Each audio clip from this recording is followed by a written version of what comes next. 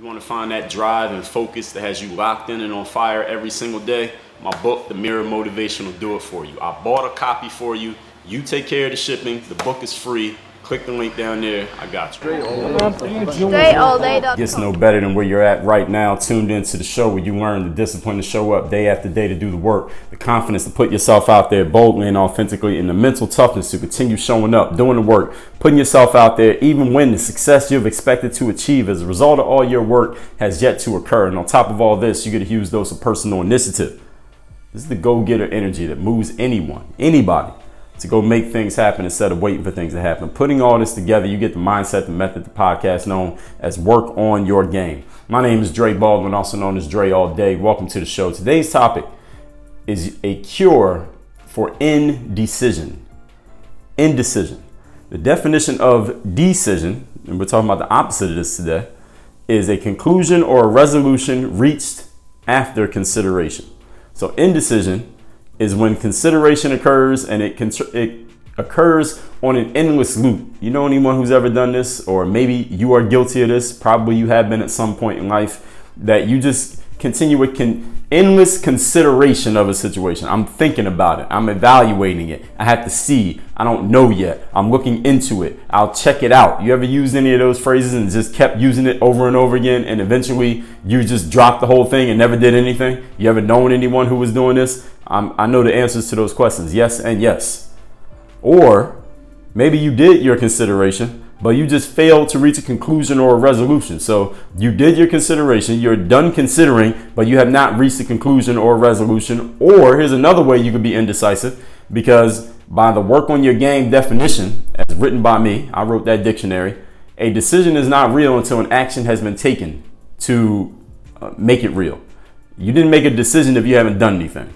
All right, so if you say I'm gonna go to the gym, but you didn't actually go to the gym, you're not actually in the gym, you didn't make a decision yet, or you didn't put your gym clothes on yet, or you didn't leave the house yet, you didn't tie up your shoes, then you didn't actually make the decision. You could say it, but if you didn't actually do anything, then the decision is not real. Decision does not become real till an action has been taken behind it to fortify the decision. So indecision is when either you have just continue to consider it and never do anything, never reach a conclusion. B, you reach a conclusion or resolution, but you didn't take any action. Or C, what's another way that you could be indecisive in life? Maybe you have reached a conclusion, you have done your consideration. No, we'll just go with those two. I think those are the two, that pretty much covers everything. The way that you could be indecisive in life. Thinking about it still, doing nothing, or you thought about it enough, but you still have not taken an action. Without the action, you have not made a decision. Napoleon Hill, author of Think and Grow Rich, he did he made a list back in his day where he listed the 31 major causes of failure. If you are not familiar with the 31 major causes of failure, don't worry, because I've covered them for you. I did 3 separate episodes. Might have been more than 3. Might have did it in 3 episodes, don't remember, but it's all in the podcast archive, which you can get as a member of the game group, which you can get a free trial to by going to workonmygame.com/game group. He laid out the 31 major causes of failure, the 31 things that cause people to be unsuccessful in life, and indecision was one of those causes of failure. I'm going to tell you the words that he used, and this may be paraphrases. I took this from someone else's website because Napoleon is no longer around, where he laid out what indecision means. So I'm going to lay out what it says here, and then I'm going to give you my thoughts on this. Then we're going to get into our points. This is what it says when it comes to indecision as one of the major causes of failure in life. Quote, "Men who succeed reach decisions promptly and change them, if at all, very slowly. Men who fail to reach decisions, if at all, very slowly, they change their decisions frequently and quickly. Indecision and procrastination are twin brothers." Key point there. "Where one is found, the other may usually be found also. Kill off this pair before they completely hog-tie you to the treadmill of failure." That's a great quote right there. You should rewind that and listen to it again. Indecision and procrastination are twin brothers, they say.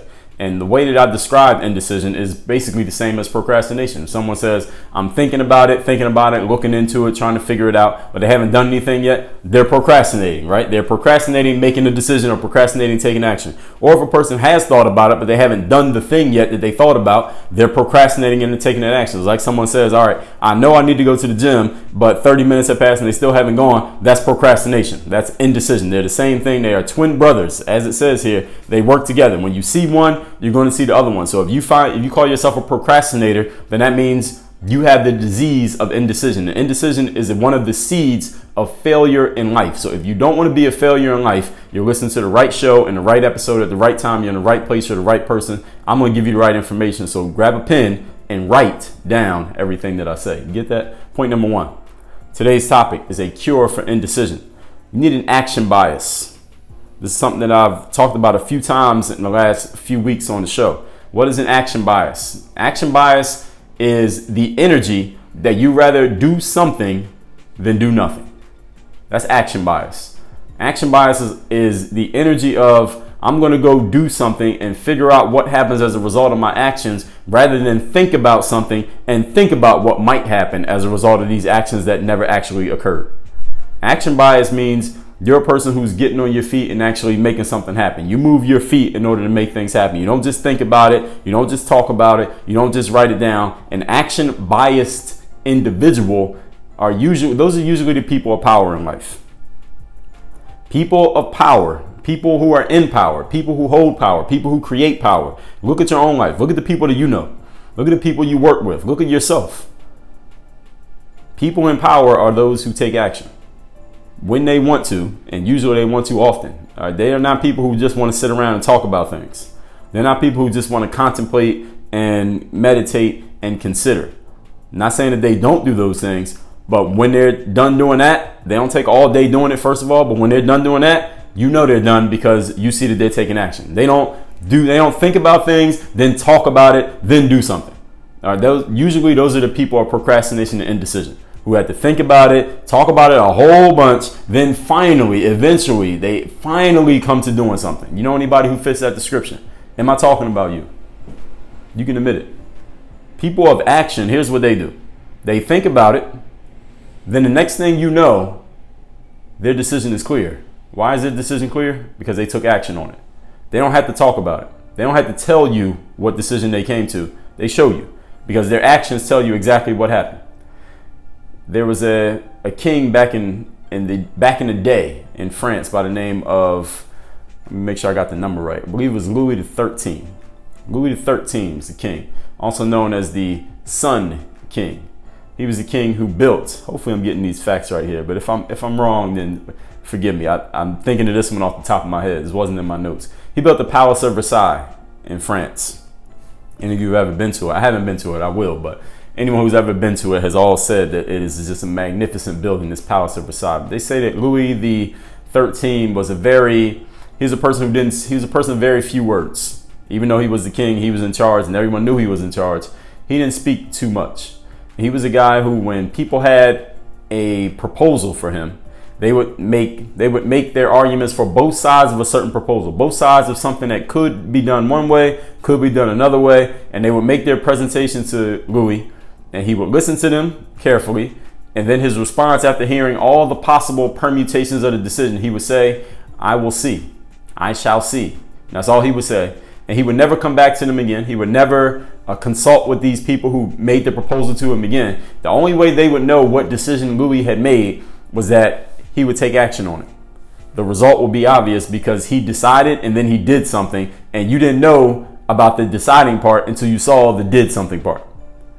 People in power in life, those who are alive, those who are dead, those who shall be alive in the future, are those who don't need to do a whole lot of talking once they've done their considering. Once their consideration is done, their meditation time and thinking about it time is done, they immediately go into action, and you know what they were thinking because they show you. See, sometimes in life we tend to We tend to delude ourselves into believing we have mind reading devices, right? Have any of you ever heard someone, or maybe you're guilty of this, saying that you know what another person is thinking? Oh, well, they must be thinking this because they said this, or they are from this place, so they're probably thinking this way, or they were looking at me like this, so this is what they must be thinking. None of us has the ability to read other people's minds. All right? So if you think you know what somebody is thinking, stop it. You don't.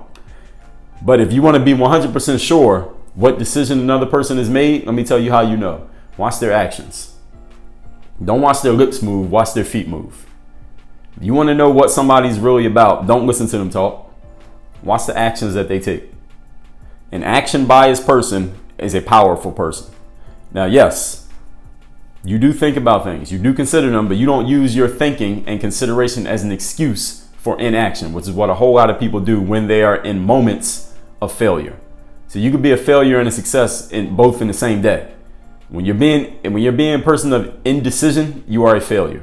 When you start taking action, then you become successful. Now, whichever one you do more consistently, that's what you become in life. That's what your resume is. That's what's going to be on your tombstone.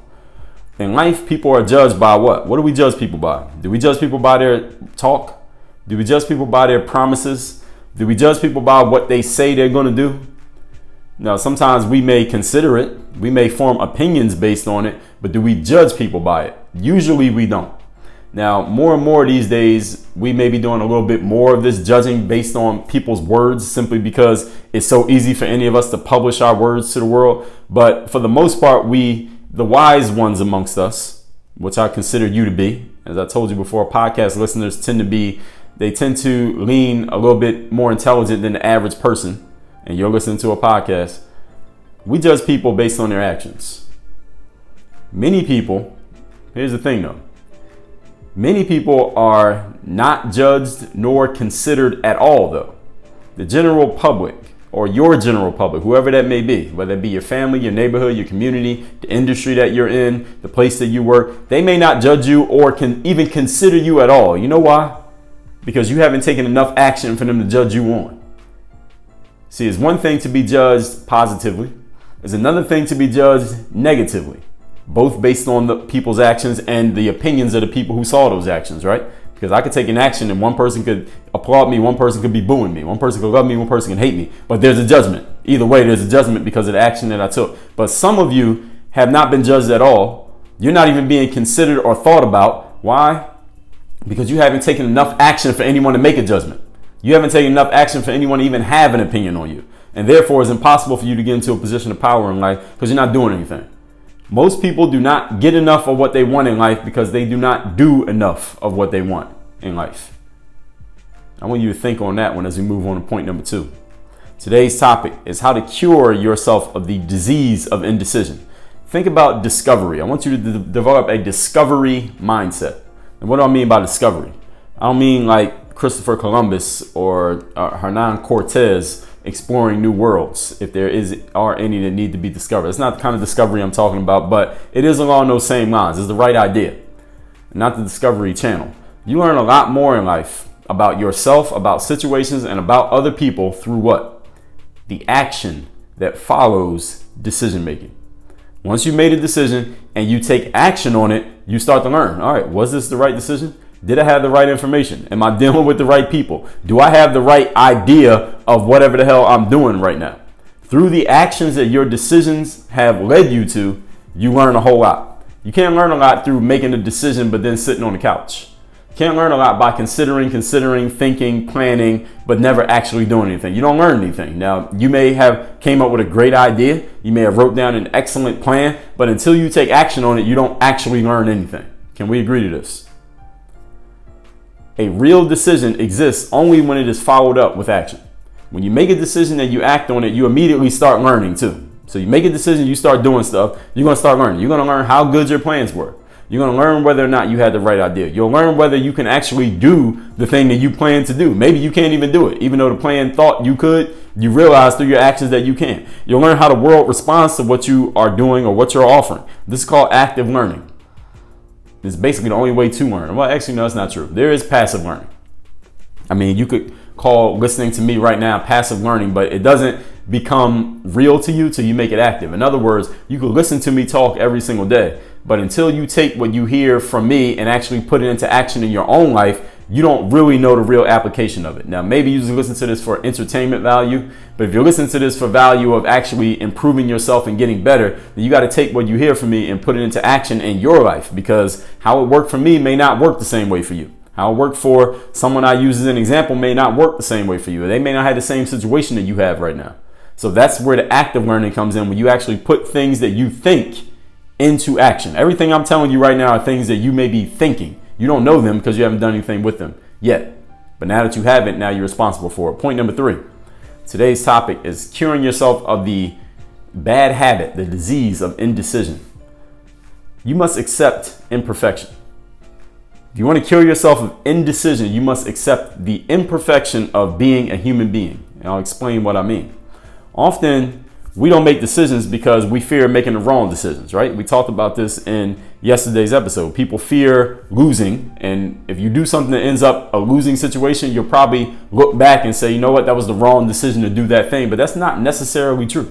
Maybe you just didn't know whether it was going to work out or not, and it ended up a losing situation. But a lot of us will just not do anything. We get stuck in this indecision disease because we fear making a wrong decision that will end up losing or end up embarrassing us or end up losing or embarrassing. That's pretty much good. Losing will pretty much cover everything. You can lose a whole lot of things. Or you fear that your choice will turn out less than ideal. All right, if I make this decision, maybe it will get me some things, but it's not going to get me everything that I want. But here's the good news about this fear of losing or the fear of having a less than ideal outcome. Let me tell you the great news about this is that outcome is 100% guaranteed no matter what you do. Let me say that again. The outcome of you making a wrong decision, quote unquote, wrong decision, or the outcome of you getting a less than ideal outcome, result, is 100% guaranteed. That's going to happen no matter what. And let me give you an example to show you why. Better than an example, let me ask a question. Have you ever had a perfect plan that was executed perfectly and everything worked out perfectly with no issues whatsoever? Everything just went 100% smooth and perfect. Anyone? Right, none of you.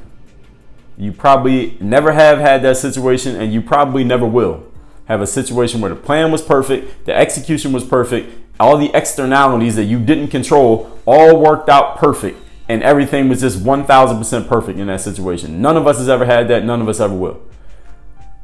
So in other words, there will always be some imperfection in what we do. Some imperfection to our outcomes, some imperfections in our plans, some imperfections in how the rest of the world responds to what we're doing, or whether it gets out of the way or gets in the way of what we're doing. Accept this imperfection as a part of your decision-making process, and accept this imperfection as a part of life, because we are human beings and we are all by design imperfect. So the reason why you need to accept this imperfection of being human and the imperfection of the other 99.99% of the world not being aligned with your choices and being aligned with your plans, as long as you accept this, you won't have this faulty reasoning slowing you down from making decisions. See, this reasoning of everything's not perfect, everything is not ideal, this will slow you down to a grinding halt of indecision, a grinding halt of procrastination, a cesspool of failure and losing in life. If that's what you want, then you can keep fooling yourself into believing that conditions need to be perfect for you to take action, because they'll never be perfect. Therefore, you'll never do anything. Therefore, the law of inertia will continue to work against you instead of for you, and you'll be a failure. If that's what you want, is your choice, it's your life. I'm not giving you a prescription for your life. I'm just telling you what will happen if you make this decision. Now, whether you make the decision or not is your choice. Napoleon Bonaparte, not Napoleon Hill, the other Napoleon. He was once preparing his troops for a battle that was going to happen on a particular day. And it was in the wintertime.